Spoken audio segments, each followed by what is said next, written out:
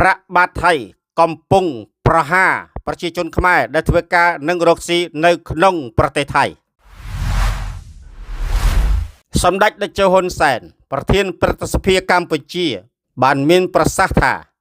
ខ្ញុំបានទទួលដំណឹងថាប្រជាជនយើងនៅតាមព្រំដែនជាពិសេសនៅខាងប៉ោយប៉ែតនៃខេត្តបន្ទាយមានជ័យដែលមានប្រាក់បាត់ថៃនាំគ្នាដូរយកប្រាក់រៀលតាំងពីខ្ញុំបង្ហោះសារបានប្រមាណ2ម៉ោងកាលពីថ្ងៃទី6ខែតុលាឆ្នាំ2025នេះវាជារឿងល្អដែលប្រជាជនកម្ពុជាប្រើប្រាស់ប្រាក់រៀលលើទឹកដីរបស់ខ្លួនដើម្បីជៀសវាងការខាតបង់ធ្ងន់ធ្ងរនិងក្លាយជាចំណុចខ្សោយសម្រាប់ជាតិនៅពេលដែលគេប្រើអាវុធនយោបាយខ្ញុំក្តាប់បានថាបងប្អូនខ្មែរយើងមួយចំនួនដែលធ្វើការនឹងរកស៊ីនៅថៃมันអាចដកប្រាក់ពីធនាគារនៅប្រទេសថៃបានទេសម្ដេចបន្តទៀតថានេះសបង្ហាញឲ្យឃើញថាប្រាក់បាត់ថៃកំពុងសម្លាប់ប្រជាជនខ្មែរដែលធ្វើការនឹងរកស៊ីនៅក្នុងប្រទេសថៃហើយ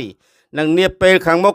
ប្រាក់បាត់ថៃនឹងសម្លាប់ប្រជាជនខ្មែរនៅលើទឹកដីកម្ពុជាចំពោះតែប្រជាជនខ្មែរណាដែលបន្តចាយនិងទុកប្រាក់បាត់ថៃដោយអាណាចក្រវរ្ម័នអង្គភាព ANC ផ្សារព័ត៌មានរបស់ជាតិនិងប្រជាជន